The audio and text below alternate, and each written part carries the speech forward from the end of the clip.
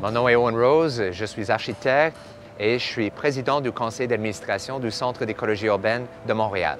Au Centre d'écologie urbaine, on regarde de plus en plus les enjeux écologiques autour de nous, surtout dans un contexte urbain québécois. Et on voit au-delà de la construction écologique des bâtiments, il faut vraiment s'adresser à l'aménagement urbain. Il y a 10 ans, on disait qu'on n'avait pas assez d'expertise pour faire ces mises en œuvre, pour faire les virages écologiques. 10 ans plus tard, on a ces expertises, on est capable de le faire, mais on n'en fait pas assez.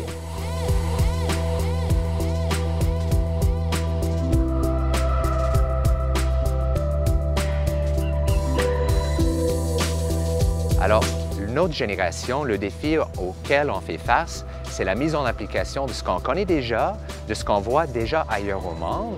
Et ça, c'est les choix politiques, c'est les choix individuels des citoyens et c'est la capacité de nos sociétés d'évoluer. Il faut réduire la dépendance à la voiture, il faut augmenter les pistes cyclables, la qualité des transports collectifs, la capacité des piétons de marcher, la capacité d'apaiser la circulation dans les quartiers résidentiels.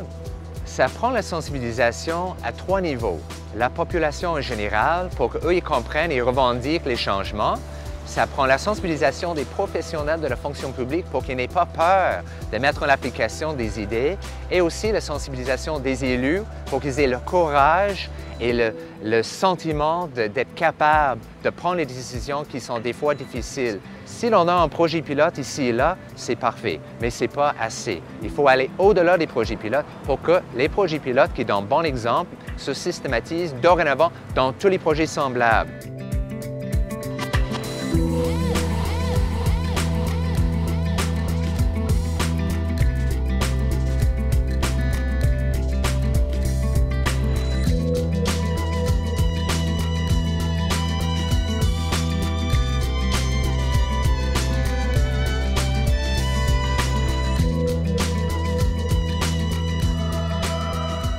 Étienne Beaumonde, directeur adjoint de la coopérative Vallée-Bras-du-Nord. La coopérative Vallée-Bras-du-Nord a pour mission première de faire la mise en valeur et le développement d'activités récréotouristiques sur le territoire au nord de Saint-Raymond-de-Portneuf. Le projet plus spécifique, Tourisme, paysage et coopération, en était un de continuité et servait vraiment de levier. Pourquoi? Pour assurer en fait ce développement durable-là. Il fallait mobiliser convenablement tous ces acteurs-là sur le territoire pour faire en sorte d'avoir une acceptabilité sociale du projet et d'assurer la pérennité aussi d'un projet comme ça. Notre expérience avec le FAQDD, ça a été de très belles rencontres avec des gens passionnés qui ont vraiment à cœur le développement durable, ça va de soi. Au niveau de la pertinence d'avoir un fonds comme ça dédié au développement durable, c'est sûr que pour un organisme comme le nôtre, c'est vraiment un levier incroyable. Sans ce type d'aide-là, sans ce type d'accompagnement de subventions-là, c'est sûr que c'est beaucoup de projets très prometteurs qui ne verraient pas le jour. Christian Savard, directeur général de Vivre en Ville. Vivre en Ville, notre deuxième nom, c'est le regroupement québécois pour un développement urbain, rural et villageois viable. Et on travaille à mieux construire nos villes, nos quartiers, nos rues, nos bâtiments.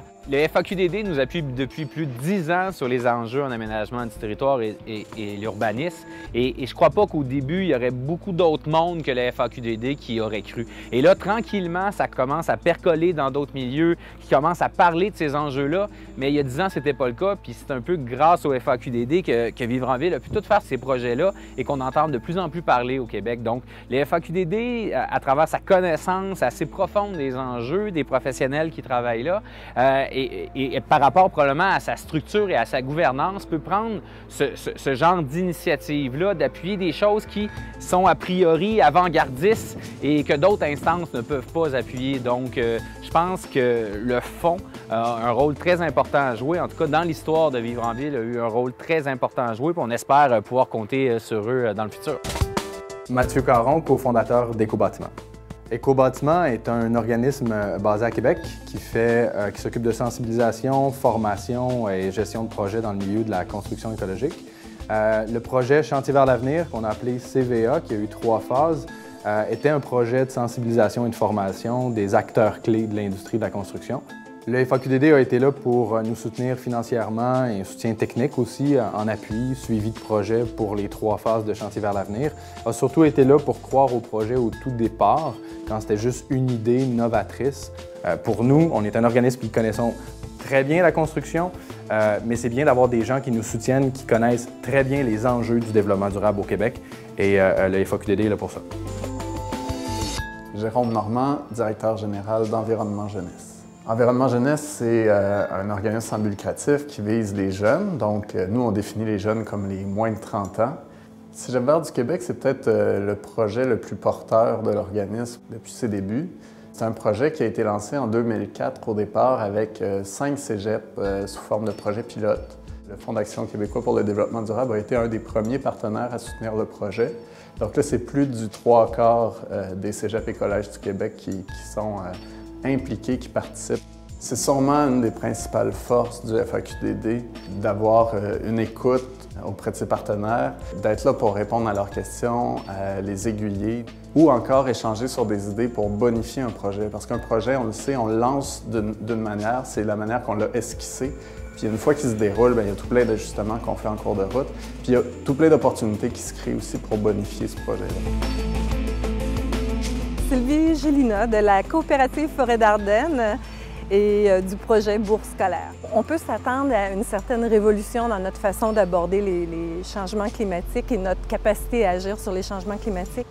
Et parmi ces façons-là, je pense que le projet Bourse scolaire, qui a été appuyé par le FAQDD, est un exemple de cette nouvelle génération-là d'actions qui doivent être prises, c'est-à-dire non seulement vouloir changer un comportement en disant « voici le comportement que vous devez faire, voici le geste que vous devez faire », mais aussi de dire quelles sont vraiment les croyances qui sont derrière notre comportement. Pour aller dans cette direction-là, il faut penser des projets différemment.